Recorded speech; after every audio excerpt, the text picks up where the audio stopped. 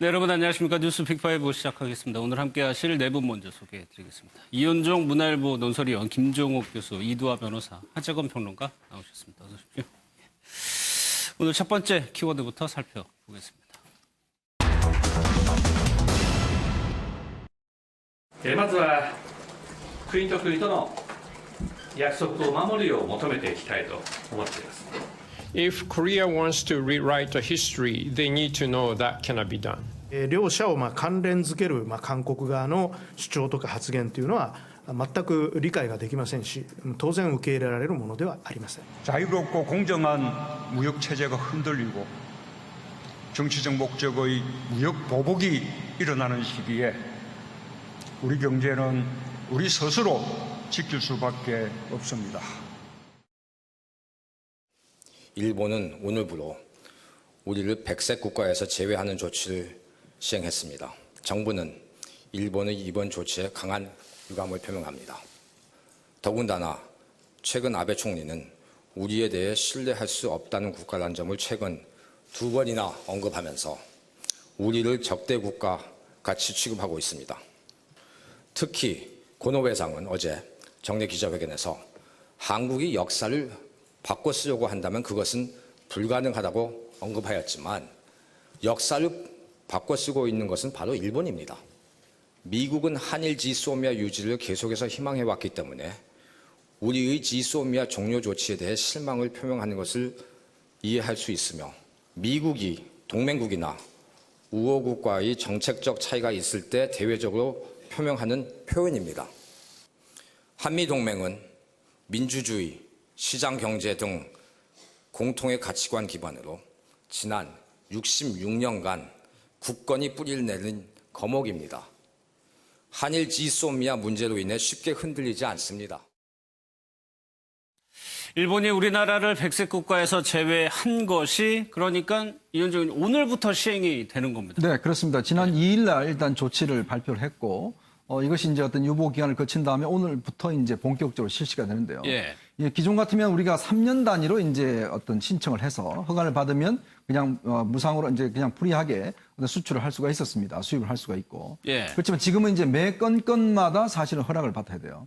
이제 그렇게 될 경우에 지금 뭐 처음에 원래 했던 3개의 어떤 품목 조치 같은 경우는 뭐 이미 시행 중이고 나머지 같은 경우는 지금 한 1000개 종류 정도 된다고 하거든요. 그러면 이런 것들을 만약 우리 기업들이 수입을 할 때는 예. 건건이 일단 일본에 일단 그 허가가 나와야 됩니다.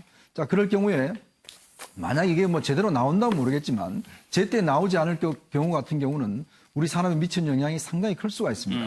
특히 이제 기존의 세계 같은 경우는 주로 반도체에 해당되는 거라고 한다면 지금 오늘부터 시행되는 거는 뭐 전방위적인 산업에 영향을 미치는 거거든요. 예. 더군다나 대기업들은 뭐 그나마 몇 달 정도는 버틸 준비는 돼 있지만 중소기업들 같은 경우는 사실은 이게 자금력이라는 이런 것 때문에 하루하루 버티기가 굉장히 힘든 상황입니다. 지난번 3가지 종류의 어떤 수입 조치, 금지 조치보다는 이번에 백색 국가 제외를 하면서 하는 것 조치가 예. 상당히 기업들한테는 더 크게 영향을 예. 미치지 않겠는가 하는 생각이 듭니다. 그동안 예고돼 왔던 이제 갈등이 표면 공식화됐다고 할 수가 있습니다. 그런데 오늘 김현종 제2차장의 브리핑도 그렇고 일본 아베 총리나 고노 외무상의 말도 그렇고 접점을 찾을 수 있는 여지가 아직까지는 보이지 않은 것 같아요. 예, 뭐 제가 볼 때는 기본적으로 지금 일본에 있는 구구 정치인들의 꿈, 전쟁 가는 국가로 가기 위한 그 꿈에 계속 빠져 있는 것 같고요. 예. 지금 상황들에서 타협할 생각은 별로 없는 것 같습니다.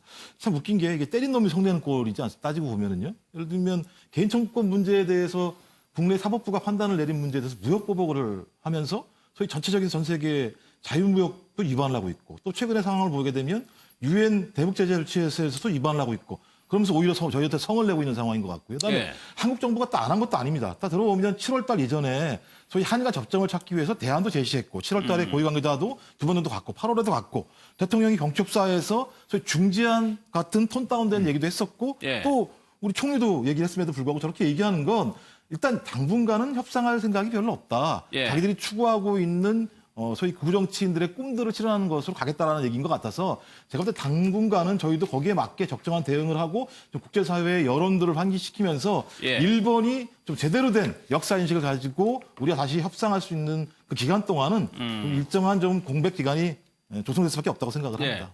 이제 문제가 이제 지소미아인데 우리가 대응 조치로 지소미아를 종료를 했는데 지금 미국에서는 계속적으로 우리나라 보고 태도를 바꿔라라고 얘기했는데 오늘 김현정 차장 얘기 보셨죠? 일본이 원상복구를 해야 다시 재검토하겠다고 그랬거든요. 예.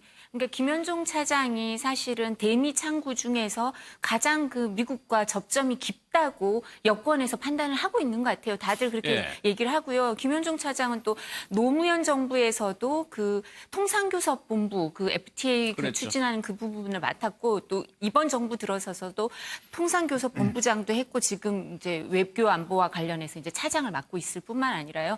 삼성 해외 법무사장을 한 3, 4년 했어요. 그러니까 실물 경제나 이런 부분에 있어서도 잘 알고 있고 그러니까 모든 걸 잘 알고 있는 사람일 텐데도 지소미아와 관련해서는 이제 그 김현종 차장의 얘기를 들어보면 우리 정부에는 큰 타격이 없고 또 일본이 태도를 바꿔야 우리가 바꿀 수 있고 또 뿐만 아니라 여기에 대해서 한미동맹은 여전히 큰 나무처럼 굳건하다. 그래서 예. 지소미아 문제로 한미동맹이 이 부분이 이렇게 우려할 만한 그런 일은 없을 거다라고 김현종 차장은 계속 말씀을 하고 계세요. 근데 사실 김현종 차장은 제가 아까 실물경제도 잘 알고 있다고 말씀을 드렸지만 사실 이 관련해서도 어떻게 얘기했냐면 이제 대일 무역 규제와 그 이제 일본이 수출 규제와 관련해서도 김현종 차장은 계속 이렇게 말씀하셨어요. 1,100여 개 항목이 뭐 추가 제재, 그 화이트리스트와 관련해서도 한 줌의 손해도 없을 거라고 한 줌의 네. 피해도 없다. 그러니까 별로 이 타격이 안 크다 그랬어요. 그러니까 그 이현정 위원님은 계속 걱정하셨는데 김현종 차장의 얘기를 들어보면 우리나라 중소기업 중앙회에서도 계속 걱정하고 대한상공회의소에서도 계속 걱정하지만 김현종 차장은 한 줌의 피해도 없을 거라고 얘기하셨으니까 예. 우리가 정부를 믿으면 미국 국무부랑 국방부에서는 계속 저렇게 걱정하는 얘기를 하고 우리 일본 동북아에 있어서 중요한 건 사실은 러시아와 중국, 북한 이런 문제를 계속 미국은 걱정을 하고 있는데 예. 우리는 주로 걱정하는 게 대일 걱정을 많이 하죠. 일본 문제를. 그래서 우리와 인식이 되게 다른 것 같은데 우리가 그래도 정부를 믿어봐야 되지 않을까? 그리고 저렇게 자신 있게 한 줌의 피해도 없을 거라 그랬으니까 중소기업 중앙회나 대한상공회의소도 계속 걱정할 건 없을 것 같아요. 저렇게 자신 있게 한 줌거리도 안 된다. 손 한 줌도. 그러니까 네. 계속 경제가 더 나아지지 않을까요? 저렇게 말씀하시는데. 알겠습니다. 그런데 어제 일본 총리 관저 앞에서는 일본인들의 좀 집회가 있었다고 하네요. 영상을 좀 보겠습니다.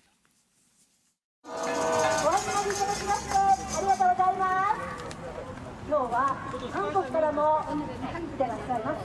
韓国語でご挨拶したいと思います。안녕하세요。ホワイト国の排除撤回。商業法への報復やめろ。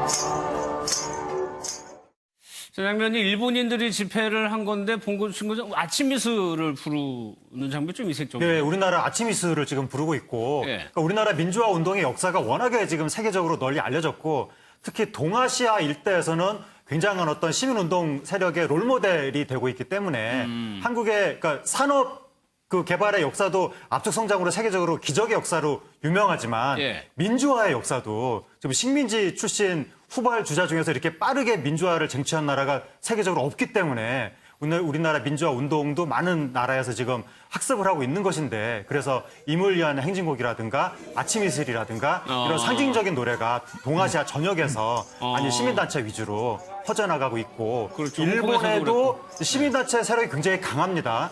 과거에 그 미국 대통령이 일본에 그 정상회담하러 갔을 때 미국 대통령을 쫓아냈을 정도로 예. 일본의 시민단체 세력이 굉장히 강하고 사실 일본의 재무장을 과거 이제 평화헌법을 미국이 메가더가 만들라고 시켰지만 나중에 미국이 후회하고 소련을 봉쇄하기 위해서 그래서 일본의 재무장을 미국하고 일본의 우익 세력이 함께 추진하는 경향이 있는데 예. 그걸 막아온 게 일본의 시민 세력이라고 할 수가 있는 것이거든요. 그래서 시민 세력의 힘이 강했고 그들이 지금도 이제 아베 총리의 이런 한국 대리기 그리고 헌법 개정 움직임 이걸 저런 식으로 지금 반대하고 있는 것인데 문제는 그들의 힘이 과거에는 강했고 예. 90년대만 하더라도 일본 정부가 한국에 대해서 사죄를 한다거나 뭐 이 위안부 문제를 인정한다거나 이렇게 할 수 있도록 추동력이 있었는데 2000년대에 접어든 이후로는 점점 약해지고 있어서 현재 아베 총리가 완전히 자신감을 가지고 이들의 목소리는 소수다. 내가 지금은 뭐 이 한국을 때리면서 개헌할 수 있다. 이런 자신감을 가진 것으로 보이거든요. 예. 상당히 우려는 되는데 어쨌든 저런 일본의 양심적인 시민단체 목소리하고 우리가 연대를 해야 될 것 같습니다. 예.